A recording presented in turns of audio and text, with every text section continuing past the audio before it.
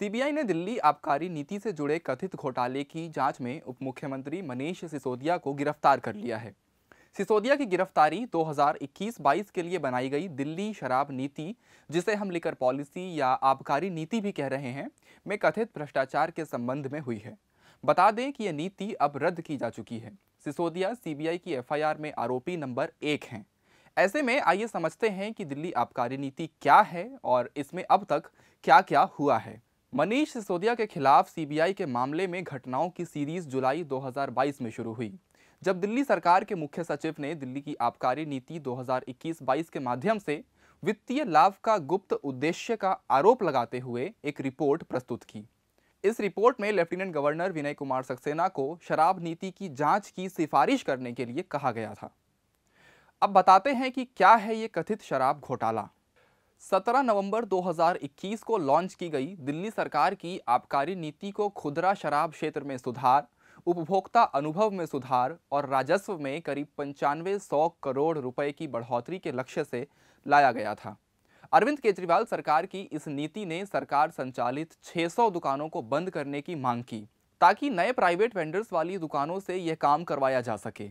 यह शराब की बिक्री से दिल्ली सरकार के बाहर निकलने का संकेत था। शहर के 32 क्षेत्रों में 266 प्राइवेट वेंडर्स समेत 849 शराब की दुकानों को खुदरा लाइसेंस दिए गए।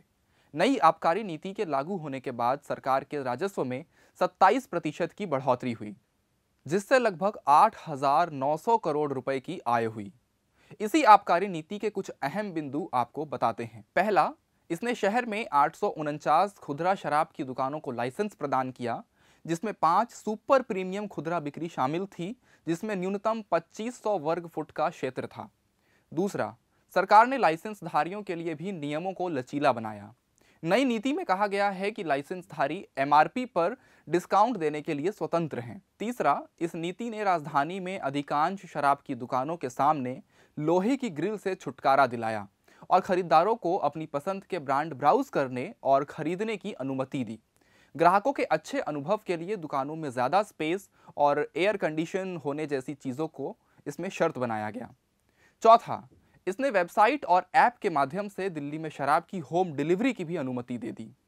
पांचवां, नई दुकान खोलने के मानक नियमों और विनियमों का पालन करने तक नीति ने बाजारों, मॉल्स, वाणिज्यिक सड़कों, क्षेत्रों, स्थानीय शॉपिंग कॉम्प्लेक्स और अन्य ऐसे स्थानों में स्टोर खोलने की अनुमति दे दी।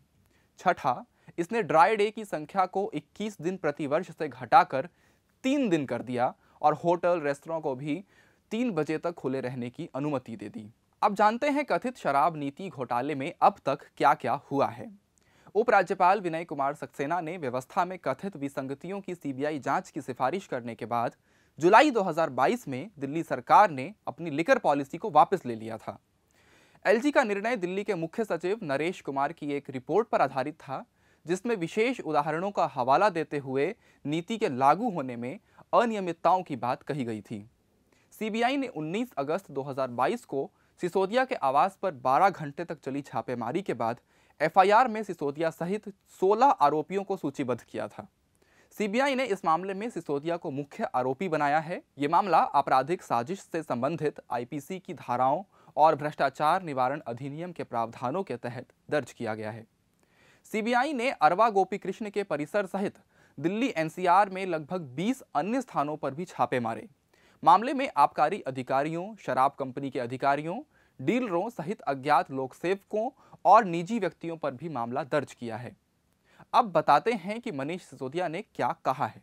छापेमारी के एक दिन बाद यानी 20 अगस्त को मनीष सिसोदिया ने एक प्रेस कॉन्फ्रेंस में कहा कि सीबीआई अगले 2 या 3 दिनों में उन्हें गिरफ्तार कर लेगी। सिसोदिया ने मीडिया से कहा, सत्येंद्र जैन पहले से ही जेल में हैं, मुझे भी 2-3 दिनों में गिरफ्तार कर लिया जाएगा। शिक्षा और स्वास्थ्य के क्षेत्र में काम रोकने की साजिश है। सीबीआई के दफ्तर पहुंचने से पहले राजघाट पर मनीष सिसोदिया ने भाषण दिया और कहा, जैसे जैसे आपकी पार्टी आगे बढ़ेगी वैसे वैसे बीजेपी डरती रहेगी और मुकदमे करवाती रहेगी। मैं जेल जाने से नहीं डरता, मैं जेल चला जाऊं तो मुझ पर गर्व करना, मायूस मत होना। आखिरकार 26 फरवरी को 8 घंटों की पूछताछ के बाद मनीष सिसोदिया को गिरफ्तार कर लिया गया।